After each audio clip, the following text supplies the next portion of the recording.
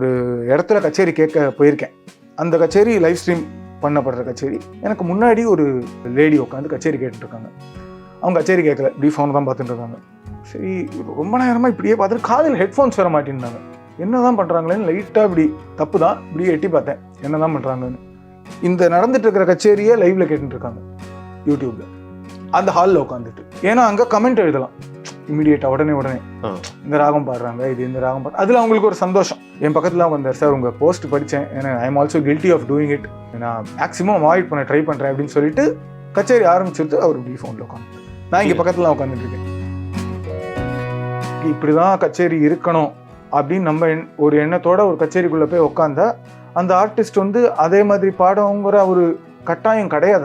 அந்த ஆர்டிஸ்ட் அவங்களோட அன்னியோட voice nature, அன்னைக்கு இருக்கிற மைக் சத்தம், அன்னைக்கு இருக்கிற பக்கவாத்திய கலைஞர்கள் எல்லாத்தையும் அனுசரித்து அது மாதிரி தான் ஒரு லிஸ்ட்டு போடுவாங்க.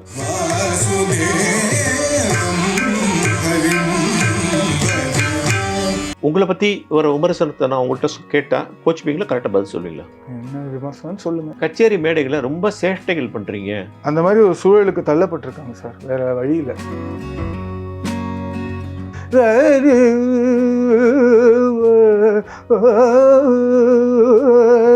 இதையே திருப்பி பாடுவார். இன்னைக்கு நான் திருப்பி ஒரு 15 தடவை சங்கதி பண்ண என்ன சொல்லுவாங்க, அரைச்சமாகவே அரைச்சிட்டு இருக்காங்க. ஸோ அந்த மாதிரி ரசிகர்கள் இருப்பாங்க. நீங்க என்ன பாடினாலும் ஒழுங்கா பாடினா நான் கேட்பேன், ஓப்பன் மைண்டடா நீ நல்லா பாடினா நான் கேட்பேன் அப்படிங்கிற ரசிகர்கள் இருப்பாங்க. இப்போ சில ரசிகர்கள் எப்படின்னா என்னதான் பாடினாலும் ஒரு மதுரமணியர் மாதிரி இல்லை, பொங்கலை மாதிரி ஆட்டு.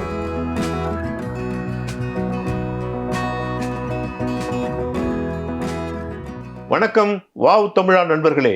இன்றைய சாஸ்திரிய சங்கீத உலகில் டாப் 10 பாடகர்களில் முக்கியமானவர் திரு பரத் சுந்தர் அவர்கள். அவரைத்தான் நாம் இன்று சந்திக்க போகிறோம். வணக்கம். வணக்கம் சார். இன்னொரு சீசன் ரெடி ஆயிடுச்சு, கண்டிப்பாக வார்ம் அப் பண்ணிக்கணும், குரலை காப்பாற்றணும், நிறைய கவலைகள் உண்டு இல்லையா? டெஃபினட்டா, ஆஸ் யூஷுவல். அது ஒரு பெரிய சேலஞ்ச் தான் இல்லையா? கண்டிப்பாக. ஏன்னா போன சீசனே இப்போ தான் முடிஞ்ச மாதிரி இருக்கு, போன வாரம் தான் முடிஞ்ச மாதிரி ஒரு ஃபீலிங். அதுக்குள்ள அடுத்த சீசன் வந்தாச்சு. குரல் காப்பாற்றிக்கணும். ஏன்னா கரெக்டாக வின்டர் சீசன் வேறு நமக்கு. நம்மளோட வின்டர் ஒன்றும் பெரிய டெம்பரேச்சர் டிஃப்ரென்ஸ்னு ஒன்றும் இருக்காது. காலையில் எப்படியும் வெயில் தான் அடிக்கும். ஆனால் ஜென்ரலாக ஒரு வின்டர் சீசன் ஜென்ரலோட டெம்பரேச்சர் கம்மியாக இருக்கும். ஹால்லாம் ஏசி. ஸோ கொஞ்சம் பார்த்துக்க வேண்டியதாக இருக்குது. நீங்களாம் நிறைய கச்சேரிகள் ஒரு பக்கம் ஒத்துக்கிறீங்க, ஒரு கட்டத்தில் அது ரொம்ப கஷ்டமாயிடுது இல்லையா? ஆக்சுவலாக சொல்லப்போனால் கரெக்டு தான், கஷ்டமாக தான் ஆயிடுது. ஏன்னா இது கரெக்டாக இந்த கொரோனா கோவிட் டைமுக்கு ஜஸ்ட் அப்புறமா இந்த லைவ் சீசன் தொடங்கினாங்க இல்லையா, அந்த டைமில் வந்து கொஞ்சம் நோ சொல்ல முடியாமல் நிறைய கச்சேரி ஒத்துக்க வேண்டிய ஒரு சூழ்நிலை. ஒத்துட்டோம். ஒரு 2 வருஷம் கேப்பில் கச்சேரி பாடணும் அப்படிங்கிற ஒரு ஆசை ஒன்று இருக்கும் இல்லையா எல்லாருக்கும். ஸோ அதில் கேட்குறவங்கள்ட்டெல்லாம் ஒத்துண்டாச்சு. அதுக்கப்புறமா சீசன் ஷெட்யூல் போடும்போது தான் தெரியுது, ஐயோ இவ்வளோ ஒத்துட்டுருக்கோமே. அந்த சீசன் கொஞ்சம் கஷ்டமாக தான் இருந்தது. அது ஆனால் போக போக கொஞ்சம் கண்ட்ரோல் பண்ணிட்டு தான் வரோம்.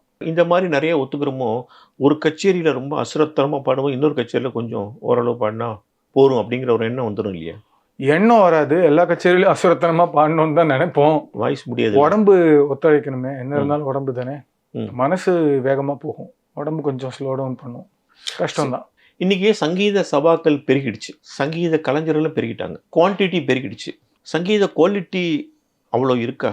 நல்ல கச்சேரி அங்கே ஒன்று இங்கே ஒன்று அங்கே ஒன்று தான் கேட்க முடியுது. ஆங்கிலத்தை ரன் ஆஃப் த மில்லுமாங்க. மாமூல் கச்சேரி தான் நிறையா நடக்குது. அதை தாண்டி ஒரு அட்டகாச கச்சேரின்னு பார்த்தீங்கன்னா வாரத்தில் 2-3 தான் தீருது.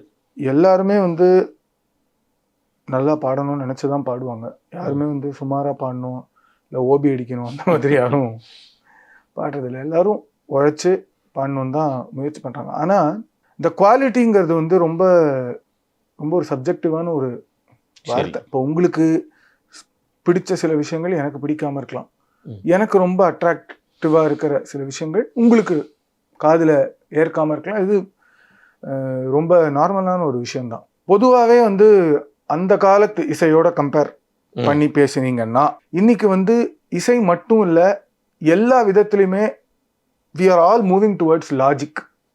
அதாவது சாஸ்திரப்படி சரியா இருக்கா ஆர் வாட் எவர். சாஸ்திரம் நான் இசைக்காக சொல்றேன்னு வச்சுக்கோங்களேன், சரி. அப்புறம் மேத்தமேட்டிக்கலி இது கரெக்டாக இருக்கா, இந்த கோர்வை கரெக்டாக இருக்கா, அந்த மாதிரிலாம் நிறைய. ஆனால் அந்த காலத்தில் அப்படி இல்லை. நிறைய அழகு சார்ந்த விஷயங்களையே பார்த்து பழகின ஒரு காலம். லாஜிக்ங்கிறது இப்போ you've been progressing. நீங்க அப்ப சொல்ற லாஜிக் logic- பார்க்கலன்னு சொல்ல மாட்டேன். நீங்க லாஜிக்னு சொல்றது கிராமர்னு சொல்லலாமா? யா நீங்கெல்லாம் ரொம்ப கிராமர் ஓரியன்டா இருக்கீங்க, அவங்கெல்லாம் அழகுதான் மெயினா பார்த்தாங்க அப்படி சொல்லலாமா? இல்ல. ஸோ கிராமருங்கிறதையும் இப்போ கிராமர் அந்த காலத்துலயும் கிராமர் இருந்தது, இப்பவும் கிராமர் இருக்கு. ஆமா, கிராமருங்கிறது வந்து காலகாலமா இவால்வ் ஆகிட்டே வர ஒரு விஷயம் தான் சரி, சரி, கிராமர். சரி. கிராமர் வந்து ஃபிக்ஸட் கிடையாது. இப்போ வந்து அந்த காலத்துல சங்கீதத்தை எப்படி பார்த்தாங்க, இதே கிராமர் தான் சிலது இருந்தது. பட் அவங்க பார்த்த விதம் வேற. அந்த கிராமரையே அவங்க அவங்க கிராமரை ரெஸ்ட்ரிக்ஷனா பார்க்கல. கிராமர் வந்து ரொம்ப ஃப்ளூயிடான ஒரு விஷயம். அது நீர் மாதிரி, சங்கீதம் மாதிரி தான். சரி, 100 வருஷம் முன்னாடி பாடினது இன்னைக்கு பாடுறதுக்கும் பெரிய வித்தியாசம் இருக்கு இல்லையா? இருக்கு. சங்கீத ராகங்களுக்கே வித்தியாசம் இருக்கு. சில ஃப்ரேசஸ் ஆட் ஆயிருக்கு, நிறைய சங்கீதம் உள்ள வருது, நிறைய விஷயம் கேட்கறோம் நம்ம. ஸோ அதோட இன்ஃப்ளூயன்ஸ் எல்லாம் வரதான் செய்யும். ஸோ அதனால குவாலிட்டின்னு பார்க்க போனா வேற வேற மாதிரி விஷயங்கள் இப்போ நடக்குது. யூனோ கொஞ்சம் அதுல அழகை பார்க்கறதுக்கு முயற்சி பண்ணா நல்லா இருக்கும். அல்டிமேட்டா அழகு முக்கியம் இல்லையா? அழகுதான் முக்கியம்.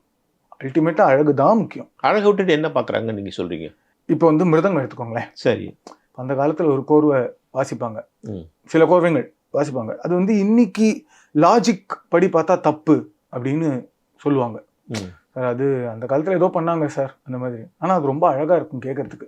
அந்த சொல்லு கேட்குற விதம், அது எப்படி கேட்குது, அது எந்த பவர்ல அந்த சொல்ல வாசிக்கிறாங்க. இப்போ ஒரு சங்கதி பாடினா கூட அது வல்லினம் மெல்லினம்னு சொல்லுவாங்க.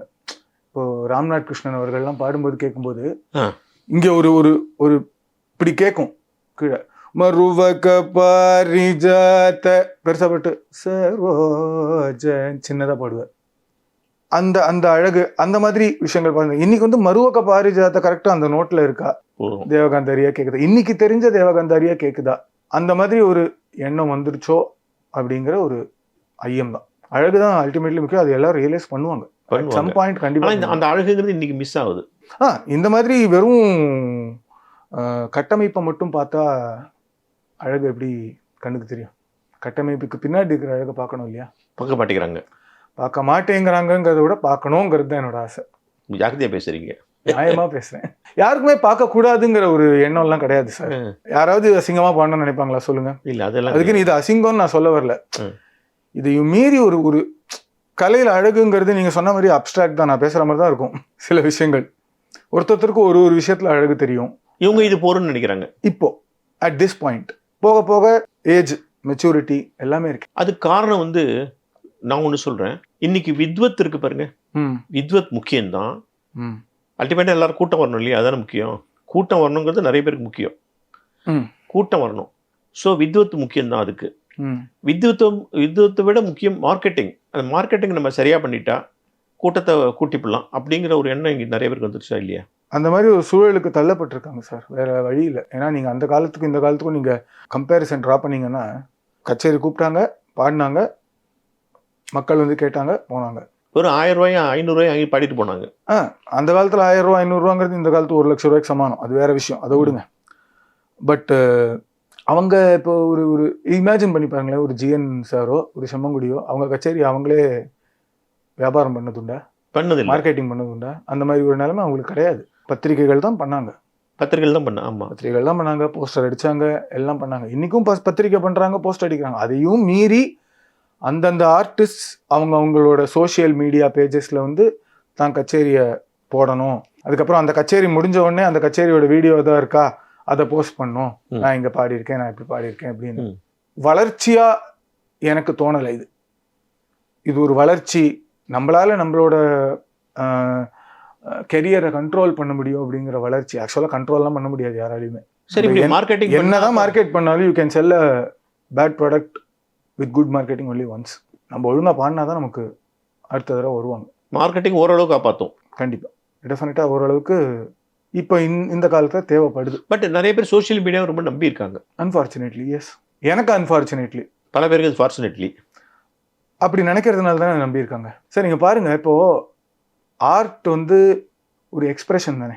ஆமா, நம்ம இப்போ கத்துட்டு இருக்கோம். அஃப்கோர்ஸ் கிராமர் அதெல்லாம் இருக்கு, அதெல்லாம் ஒரு பக்கம் இருந்தாலும் ஒரு எக்ஸ்பிரஷன் தானே. விருத்தம் பாடும்போதோ இல்லை ராகம் பாடும்போதோ எதா இருந்தாலும் லிரிக்ஸ் கூட, லிரிக்ஸ் இருக்கட்டும். சில பேர் வந்து எனக்கு லிரிக்ஸ்ல பெரிய ஃபீலிங் வரலன்னு சொல்லுவாங்க. அது அவங்களோட கருத்து, அதை விட்டுடலாம்.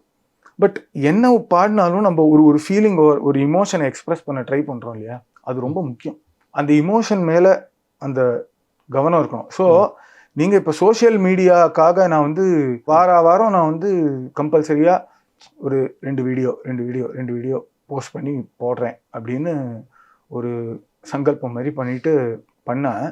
Over period of time art வந்து ஒரு ப்ராடக்ட் ஆயிடாதோ அப்படின்னு ஒரு ஃபீலிங் ஒன்று வருது எனக்கு. ஒரு ப்ராடக்ட் மாதிரி.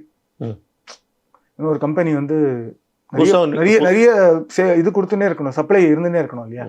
ரொம்ப மெக்கானிக்கலாக போயிடுமோங்கிற ஒரு ஐயம் சில கேசஸ்ல போயிட்டும் இருக்கு. காலத்தின் கோலம் காலத்தின் கட்டாயம் அப்படிதான் சொல்லணும். இந்த விளம்பரத்தை பத்தி பேசும்போது லைவ் ஸ்ட்ரீமிங்னு ஒரு வார்த்தை இருக்கு, அது இப்ப நிறைய நடக்கிறது. இதை பத்தி உங்களுடைய பார்வை என்ன? லைவ் ஸ்ட்ரீமிங் வந்து ரொம்ப வருஷமாவே நடந்துகிட்டு இருக்கு.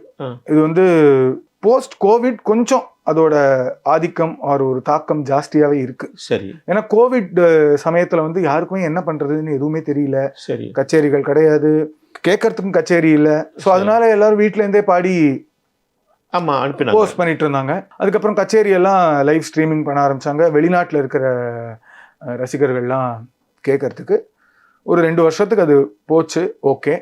பட் அதுக்கு மேலேயும் லைவ் ஸ்ட்ரீமிங் இன்னமும் தொடர்ந்து நிறைய சபாக்கள் ரெகுலராக பண்ணிட்டு இருக்காங்க. நான் அவங்களோட நோக்கத்தையும் இன்டென்ஷனையும் தவறு சொல்லலை. சரி. ஏன்னா அவங்களோட நோக்கம் என்னன்னா கச்சேரியை வந்து நிறைய பேர் கேட்கணும், இந்த இசையை பரப்பணும் அப்படிங்கிறது தான். பட் அகைன் அதுல ப்ராப்ளம்ஸ் இருக்கு. அது வந்து இந்த ஃபீல்டில் இருக்கிற சில பேருக்கு அது நல்லா தெரியும். அது என்னன்னா, நீங்க சொன்னீங்களே கச்சேரிக்கு கூட்டம் வர மாட்டேங்குது, அதுக்கு இதுவும் ஒன் ஆஃப் த காரணம் தான். இந்த ஸ்ட்ரீமிங்கும் டெஃபினெட்லி. அவங்களோட ஐடியா என்னன்னா, இது வந்து அமெரிக்காவுக்கு போகணும்னு நினைக்கிறாங்க. அப்போ அமெரிக்காவுக்கு மட்டும் அனுப்பணும், நம்பர் 1. சரி, அதை விடுங்க. ரொம்ப நகைச்சுவையான ஒரு விஷயம். ஒரு இடத்துல கச்சேரி கேட்க போயிருக்கேன். அந்த கச்சேரி லைவ் ஸ்ட்ரீம் பண்ணப்படுற கச்சேரி. எனக்கு முன்னாடி ஒரு லேடி உட்காந்து கச்சேரி கேட்டுருக்காங்க. அவங்க கச்சேரி கேட்கல, இப்படி ஃபோன் தான் பார்த்துட்டு இருந்தாங்க. சரி, ரொம்ப நேரமாக இப்படியே பார்த்துட்டு காதில் ஹெட்ஃபோன்ஸ் வர மாட்டேன்னாங்க. என்ன தான் பண்ணுறாங்களேன்னு லைட்டாக இப்படி தப்பு தான் இப்படியே எட்டி பார்த்தேன், என்ன தான் பண்ணுறாங்கன்னு. இந்த நடந்துட்டு இருக்கிற கச்சேரியை லைவ்ல கேட்டுருக்காங்க யூடியூப்ல, அந்த ஹாலில் உட்காந்துட்டு. ஏன்னா அங்கே கமெண்ட் எழுதலாம் இமீடியட்டா, உடனே இந்த ராகம் பாடுறாங்க, இது இந்த ராகம் பாடுறாங்க. அதில் அவங்களுக்கு ஒரு சந்தோஷம். தப்பு ரைட்டுன்னு சொல்றதுக்கு இல்லை சார். ஆனால் வந்து மேடையில் உட்காந்து நாங்கள் பாடும்போது தப்பு அந்த மாதிரி ஒரு விஷயம் பார்த்தா கொஞ்சம் மனசு கஷ்டமா இருக்கும், இரிட்டேட் ஆகும், மனசு கஷ்டமா இருக்கும். இன்னைக்கு வந்து பல பேர் இந்த ஃபோனை ஸ்க்ரால் பண்றது வந்து அவங்களே அறியாம பண்ற ஒரு விஷயம். பட் அன்னைக்கு இன்ஃபேக்ட் ஒரு கச்சேரி கேட்க போயிருக்கும்போது ஒருத்தர் என் பக்கத்தில், நான் இதை பற்றி ஒரு போஸ்ட் போட்டிருந்தேன் சோஷியல் மீடியாவில், ஃபோன் யூஸ் பண்ணுறதை பற்றி, ஃபோன் கச்சேரியில். அப்போது ஒருத்தர் வந்து என் பக்கத்தில் வந்தார், சார் உங்கள் போஸ்ட் படித்தேன், ஏன்னா I am also guilty of doing it, நான் மேக்ஸிமம் அவாய்ட் பண்ண ட்ரை பண்ணுறேன் அப்படின்னு சொல்லிட்டு கச்சேரி ஆரம்பிச்சிருத்து அவர் இப்படி ஃபோனில் உட்காந்து, நான் இங்கே பக்கத்தில் உட்காந்துட்டு இருக்கேன். முடியல அவரால். அவர் பண்ணுறாருங்கிறத ரியலைஸ் பண்ணுறாரான்னு கூட தெரியல. எனிவே, லைவ் ஸ்ட்ரீமிங் பொறுத்த வரைக்கும், என்னை பொறுத்த வரைக்கும் அது இன்னும் கொஞ்சம் ஸ்ட்ரீம்லைன் பண்ணி முழு கச்சேரியா யூடியூப்ல ஏத்தாம, அது ஆர்டிஸ்டோட பர்மிஷனோட அந்த கச்சேரியை ரெக்கார்ட் பண்ணிட்டு அதுல இருக்கிற ஒரு சில பாடல்களை கட் பண்ணி அதை அவங்க யூடியூப் சேனலோட ஃபேஸா வச்சுட்டு, இந்த கச்சேரி ஃபுல்லா கேட்கணும்னா சப்ஸ்கிரைப் பண்ணி கேளுங்க அப்படிங்கிற ஒரு ஆப்ஷன் கொண்டு வந்தா இன்னும் மதிப்பு இன்னும் வருமோன்னு எனக்கு தோணுது. இது என்னோட ஐடியா. இதை நான் அவங்களுக்கு சொல்லவும் சொல்லியிருக்கேன், பட் தெரியல. ஸோ இது செஞ்சே ஆகணும், இது செய்யணும் அப்படிங்கிறது என்னோட கருத்து. கச்சேரிக்கு வர ரசிகர்கள் இருக்காங்கல்ல, அவங்க வந்து ஓப்பன் மைண்டடாக வந்தால் பரவாயில்லை. அன்ஃபார்ச்சுனேட்லி என்னன்னா, அவங்க வந்து ஒரு ப்ரீ கன்சீவ்டாக இதெல்லாம் இவர்கிட்ட எதிர்பார்க்குறோம், பரத்தை பண்ணணும், இதெல்லாம் பாடணும், தேவகாந்தாரி பாடணும், அதுக்கப்புறம் ஒரு சாமா பாடணும், கடைசியில் கனடா வரணும்னு அவங்க வந்து ஒரு பிளானில் வராங்க. நீங்கள் எப்படி ஒரு பிளானில் வரணும், அவங்க ஒரு பிளானில் வராங்க. அந்த பிளான் வந்து நீங்கள் அன்றைக்கி பார்த்தா முழுக்க நிறைய இந்த ரகமாக எடுத்து விவாதி ரகமான வேறு ஏதோ உங்கள் பிளானில் போகுது. உடனே என்னப்பா கச்சேரி நல்லாவே இல்லைப்பா அப்படின்னு அப்படியே பப்ளிசிட்டி பண்ணிட்டு போகிறாங்க. ரசிகர்கள் ஓப்பன் மைண்டடாக வரணுமா அல்லது இந்த மாதிரி வர்றது சரியா? ஒரு கச்சேரிக்கு வந்து ஒரு 100 பேர் வராங்கன்னு வச்சுக்கோங்களேன். 100 பேருக்கும் 100 விதமான ஐடியாஸ் இருக்கும் இந்த கச்சேரியிலேருந்து எதிர்பார்க்கறதுக்கு. இப்போ நம்ம இந்த ஆர்டிஸ்ட்லேருந்து இது எதிர்பார்க்கலாம், இந்த ஆர்டிஸ்ட் இப்படி பாடுவாங்கங்கிற ஒரு ஓவரால் ஐடியா இருக்கும். அது தவிர இன்னைக்கு இந்த ஆர்டிஸ்ட் கல்யாணி பாடுவாங்க, இன்னைக்கு இந்த ஆர்டிஸ்ட் தேவகாந்தாரி பாடுவாங்க, சஹானா பாடுவாங்கன்னு நினச்சி வந்திருப்பாங்க. அவங்க அப்படி நினச்சிட்டு இருக்காங்கன்னு ஆர்டிஸ்ட்க்கு எப்படி தெரியாது. அவங்களுக்கு கேட்கணும் அந்த ராகம் அப்படின்னு சொல்லிட்டோன்னா, இன்னைக்கு எவ்வளவோ சோஷியல் மீடியா அது இதுன்னு ஒரு மெசேஜ் தட்டி விடலாம், இன்னைக்கு இந்த ராகம் பாடினீங்கன்னா நல்லா இருக்கும். சில ஆர்டிஸ்ட் நிஜமாவே ஒப்ளைஜ் பண்ணி பாடுவாங்க. நிஜமாவே பாடுவாங்க. நான் பாடவும் பாடியிருக்கேன். அந்த மாதிரி பல ஆர்டிஸ்ட் பாடினதையும் நான் கேட்டிருக்கேன்.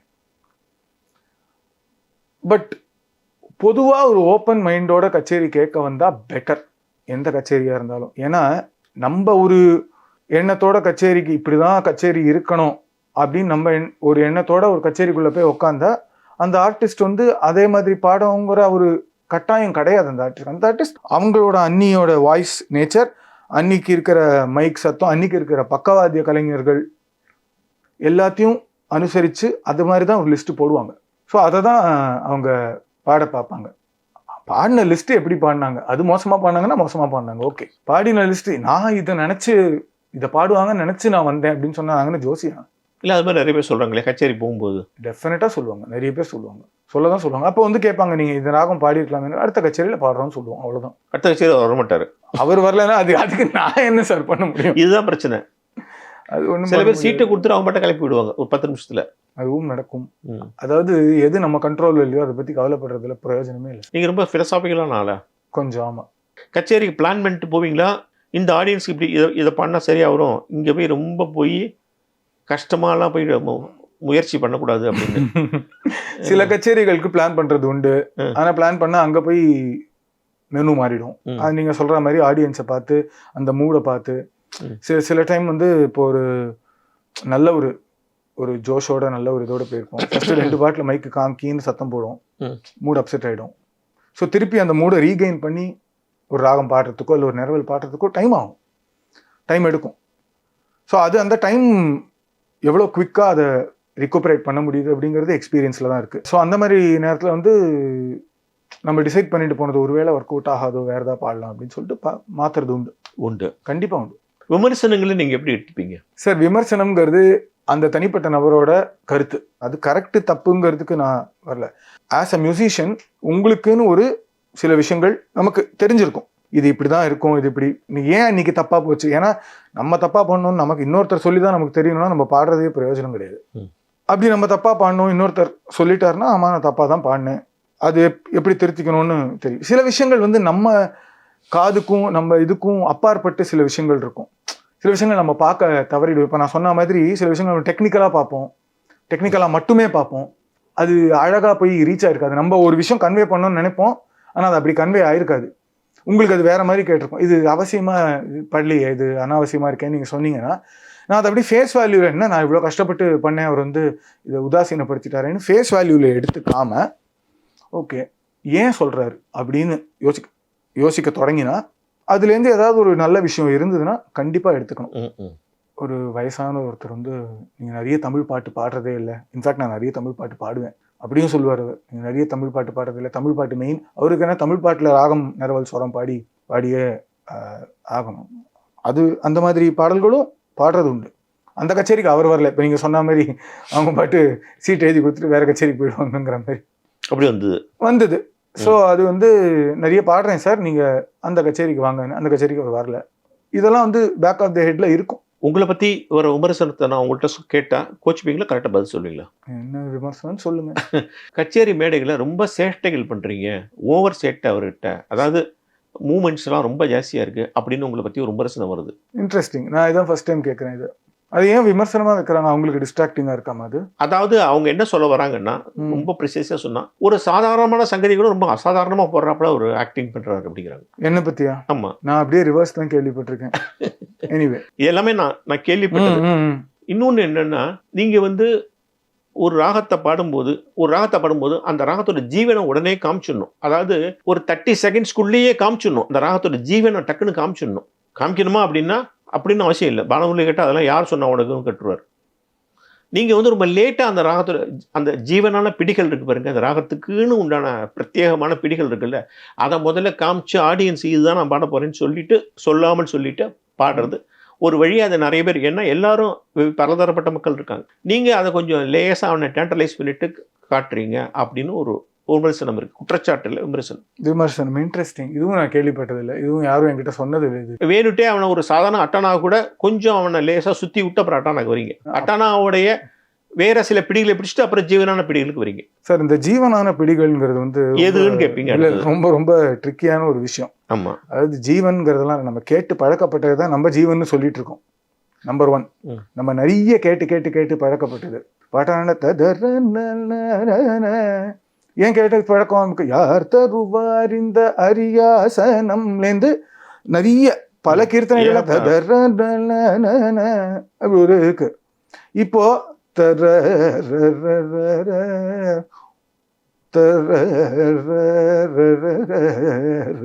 இப்படி பாடுவேன். சில பேருக்கு அட்டானா வந்து எடுத்தாதான் தெரியும். சில பேருக்கு எல்லாருக்கும் இல்ல. இப்ப இது வந்து மும்மூர்த்துலுன்னு ஒரு தியாகராஜ கீர்த்தனையோட நம்ம பாடுற ராகங்கள் வந்து பாதி நம்ம 90% நம்ம எங்கேயோ கேட்ட ஒரு சங்கதி தான் நம்ம ராகத்தை பிரதிபலிக்கும். ஏன்னா நோட்ஸ் வச்சு ராகம் பாட முடியாது. அதுவும் அட்டானா மாதிரி ராகம் பாடவே முடியாது. ஸோ அப்படி இருக்கும்போது இப்போ இந்த சங்கதி இப்போ நான் பாடி பாடி பாடி பாடி இப்போ நான் இல்லை, என்ன மாதிரி பல பேர் பாடி பாடி இப்படி ஆரம்பிச்சாங்கன்னு வைங்களேன், ஒரு 10-20 வருஷம் கழிச்சு இது தெரிஞ்ச சங்கதி ஆயிடும். அவ்வளவுதான், அவ்வளவே தான் அது. இல்ல பாலமுரளியே அப்படி செய்வாரு. பாலமுரளிட்ட கேட்டா எது ஜீவனான சங்கதி யாரு முடிவு பண்றதுன்னு கேட்பாரு. யாரு முடிவு பண்றதுன்னா அது நம்மளோட காது தான் முடிவு பண்ணுது. ஒருத்தரோட காது. உங்க காதுக்கு அட்டானா வேற இடத்துல கேட்கும், என் காதுக்கு வேற இடத்துலயும் கேட்கும், அங்கேயும் கேட்கும், இங்கேயும் கேட்கும். இப்ப எல்லாருமே அட்டானா அப்படிதான் ஆரம்பிச்சா அப்படின்னா அட்டானா இப்படியே தான் இருக்கும். இதுக்கு மேல அட்டானா வளராது. இல்ல உங்களை எலாபரேட் பண்ண வேண்டாம்னு சொல்லல நானு. நீங்க குழப்பல, அவன் குழம்ப கூடாதுங்கிற. சோ அப்ப அவன் குழம்ப கூடாது அப்படின்னா அவங்கள வந்து அதே இடத்துலயே வச்சு ஒரு சார் எப்பவுமே ஒருத்தர் மேல நம்பிக்கை வேணும் சார். இவர் பாடினார்னா அட்டானா விட்டு விலகி பாட மாட்டார். இல்ல அப்படி டவுட் இருந்ததுன்னா, இல்ல சார் நீங்க அந்த ஆரம்பிச்ச சங்கதி அட்டானா மாதிரி இல்லையே அப்படின்னு வந்து கேட்டாங்கன்னா நான் அதுக்கான ஒரு விளக்கமோ இதுவோ சொல்லுவேன். இந்த மாதிரி இருக்கு சார் பாருங்க, இதுல அட்டானா இருக்கு அப்படின்னு. ஸோ அது கொஞ்ச நாள்ல பழகும். நான் எனக்கு அந்த அட்டானா அப்பதான் எனக்கு அட்டானா சொல்லும், அப்பதான் எனக்கு கேட்குது அப்படின்னா எல்லாரும் அட்டானா அப்படிதான் ஆரம்பிக்கும். இது வந்து இந்த மாஸ் ப்ரொடியூஸ்ட் ப்ராடக்ட் மாதிரி ஆயிடும் அட்டானா. அதுதான் என்னோட கருத்து. என்னோட நோக்கம் என்னன்னா அந்த அட்டானாக்குள்ளேயே அட்டானாவோட பல பரிமாணங்களை தேடுறேன், அவ்வளவுதான். முதல்ல எது வேணாலும் வரட்டும், இதுதான் என்னோட கன்விக்ஷன்ல அது அட்டானாவா இருந்தது, அது அட்டானாவா என்னால ப்ரொடியூஸ் பண்ண முடியும் அப்படின்னா அதெல்லாம் பாடு. மாரதபுரம் விஸ்வநாதர்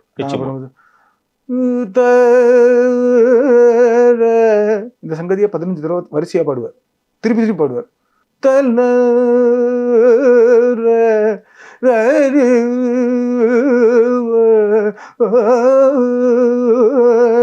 இதையே திருப்பி திருப்பி பாடுவார். இன்னைக்கு நான் திருப்பி திருப்பி ஒரு 15 தடவை இந்த சங்கதி பண்ண என்ன சொல்லுவாங்க? அரைச்சமாவே அரைச்சிட்டு இருக்கான் சார். நான் விமர்சனத்து மேல விமர்சனம் வைக்கல, ஆனா இன்றைய காலகட்டத்துல அட்டென்ஷன் ஸ்பேன்ங்கிறது ரொம்ப ரொம்ப சுருங்கி போச்சு. எல்லாரும் ஃபாஸ்ட் ஃபார்வர்ட் பண்ணி பார்க்கக்கூடிய ஒரு காலம் இது. ரீல்ஸ் பார்க்கக்கூடிய காலம். ரீல்ஸ்க்கே இப்ப ஃபாஸ்ட் ஃபார்வர்ட் வந்துருச்சுன்னா பாத்துக்கோங்க. ஏற்கனவே 1 நிமிஷம் தான் இருக்கு, அதுலயே கொஞ்சம் அழுத்தினா ஃபாஸ்டா ட்ருன்னு போகுது ரீல்ஸ். யோசிச்சு பாருங்க. ஸோ இது ஒரு பெரிய சவால் இல்லை உங்களுக்கு?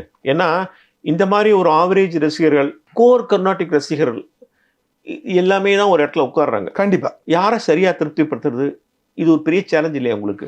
இல்ல அதை பத்தி நான் அதான் சொன்னேனே, something that is not under our control. அதை பத்தி ரொம்ப கவலைப்படக்கூடாது.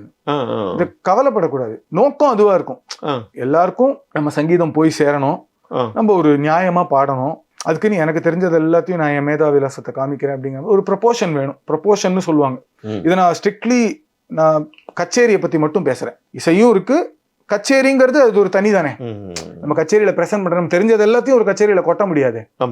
கச்சேரிக்குன்னு ஒரு ஒரு அளவு அப்படின்னு நம்ம மைண்ட்ல ஒண்ணு இருக்கும். அந்த அளவை நம்ம தான் டிசைட் பண்ணோம். நம்மளோட ஏஸ்தட்டிக்ஸ் சென்ஸ் ரொம்ப முக்கியம் இல்லையா? ஒரு 100 பேர் வராங்க அப்படின்னா 100 விதமா இருக்கலாம். அதுல இல்லை ஒரு 10 விதமான ரசிகர்களா பிரிக்கலாம். எல்லாரையும் சாட்டிஸ்ஃபை பண்றது ரொம்ப கஷ்டம் தான், ரொம்ப ரொம்ப கஷ்டம். இப்ப நீங்க சொன்ன மாதிரி இதுதான் எனக்கு வேணும்னு அங்க வர ரசிகர்களும் இருப்பார்கள். அவங்கள குத்தம்லாம் சொல்ல முடியாது. அவங்களுக்கு அதுதான் வேணும்னா அவங்களுக்கு அதுதான் வேணும். நம்மளால கொடுக்க முடியாதுன்னு இல்லை. அன்னைக்கு அதை கொடுக்கல அப்படின்னா அவங்க மிஸ் பண்றாங்க. அதை நம்ம கிட்ட ஒரு வார்த்தை சொல்லியிருந்தா நம்ம கொடுத்துருக்க போறோம், அது வேற விஷயம். ஸோ அந்த மாதிரி ரசிகர்கள் இருப்பாங்க. நீங்க என்ன பாடினாலும் ஒழுங்கா பாடினா நான் கேட்பேன், ஓப்பன் மைண்டடா நீ நல்லா பாடினா நான் கேட்பேன் அப்படிங்கிற ரசிகர்கள் இருப்பாங்க. இப்போ சில ரசிகர்கள் எப்படின்னா என்னதான் பாடினாலும் ஒரு மதுரமணியர் மாதிரி இல்லை, உங்களை மாதிரி ஆட்கள். சொல்லுங்க, உண்மைதானே அது?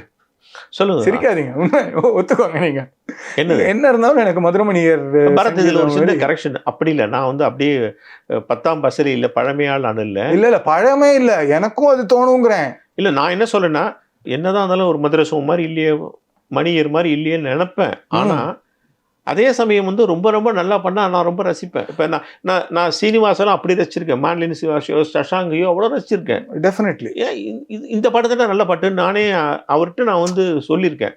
ஸோ எனக்கு வந்து அது என் காதில் ரொம்ப சின்ன வயசுல ஏறி போனதுனால நான் சொல்றேன். அட் த சேம் டைம் நல்லா பாடினா ஏத்துக்கணும். இல்ல என்னதான் நீ பாடினா கூட அது அப்படின்னு பேசுறது இருப்பாங்க. அது பழமை.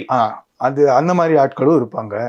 இப்போ எங்களுக்கே சிலப்போ தோணும். இப்போ நாங்கள் ஒரு மதுரம் நீர் கேட்டுட்டு இப்படி ஒரு சொரம் பாடியிருக்காரு, இல்லை ஒரு சோமு இப்படி ஒரு ராகம் பாடியிருக்காருன்னு கேட்டுட்டு அந்த இன்ஸ்பிரேஷனில் போய் பாடினா அதில் ஒரு 40% கூட வராது. அப்போதுன்னே நான் அதுவே பெரிய நம்பராக சொல்கிறேன். நான் சரி வராது. அப்போவே நம்ம மைண்ட்லேயே தோணும், சே எப்படியா பாடினாங்க அவங்க, நமக்கு வரமாட்டேங்குது, அந்த மாதிரி தோணும். ஏமா தோணும் விஷயம். யா ஸோ ரசிகர்களில் பொறுத்த வரைக்கும் எல்லாரையும் ஒரே மாதிரி சாட்டிஸ்ஃபை பண்ணுறது ரொம்ப கஷ்டம். நம்ம எண்ணம் வந்து நல்ல ஒரு இசை, நம்ம கற்றுட்ட ஒரு இசையை, நம்ம மனசுக்கு பிடிச்ச ஒரு இசையை அந்த நேரத்தில் ரொம்ப ரொம்ப ஆசையோட பகிர்ந்துக்கிறோம் இன்னொருத்தரோட. அந்த ஆசை, அந்த இமோஷன், அந்த இசையோட அழகை ரசிக்கிறது, நம்ம ஃபஸ்ட்டு ரசிகனாக இருக்கணும் அந்த இடத்துல பாடும்போதே. அது ரொம்ப ரொம்ப முக்கியம். அது இருந்தால் எனக்கு தெரிஞ்சு இதில் 90% ஆஃப் த பீப்புளுக்கு போய் சேர்ந்துடும் சார். அந்த 10% அவங்க என்ன பண்ணாலும் அவங்கள ஒன்றும் பண்ண முடியாது.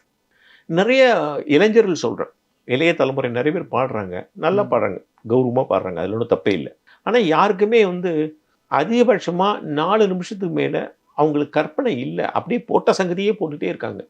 இது நான் பரத்துங்கிற தனி மனிதரை சொல்ல, பொதுவாக நான் நிறைய பார்க்குறேன். போட்ட சங்கதியே போட்டுட்ருக்காங்க. 4 நிமிஷத்துக்கு மேலே இல்லை, அவங்கள்ட்ட சரக்கு இல்லை. நான் வந்து அந்த அந்த அந்த அந்த நோக்கம், அந்த அந்த அவர் அந்த ஏன் அந்த பாவை அப்படி கொடுக்குறாரு, நானும் பாடலாம், அவர் அப்படி பாடல. அந்த பாவை கம்மியாக கொடுத்துட்டு மகரியை பெருசாக கொடுக்குறாரு. ஏன் இப்படி பண்றாரு? அந்த வாய்ஸ் மாடுலேஷன் ஏன்? அவர் அந்த அந்த மூவ்மெண்ட்ல என்ன அழகா பார்த்தார். ஒரு நோட்டுக்கு இன்னொரு நோட்டுக்குள்ள கனெக்ஷன் இப்படி அப்படி கிளைட் பண்ணிட்டு வரும்போது அது ஏன் இப்படி இருக்கு? தீட்சிதர் ஏன் இப்படி கம்போஸ் பண்ணார் இந்த பாட்டை? ஜம்பு பத்தேல வந்து ஏன் அப்படியே தண்ணியில மிதக்கிற மாதிரியே இந்த பாட்டு இருக்கு? சரி, இந்த மாதிரி ஆழமான விஷயங்களை பார்க்க ஆரம்பிச்சாச்சுன்னா சங்கீதம் தானா மாறும்.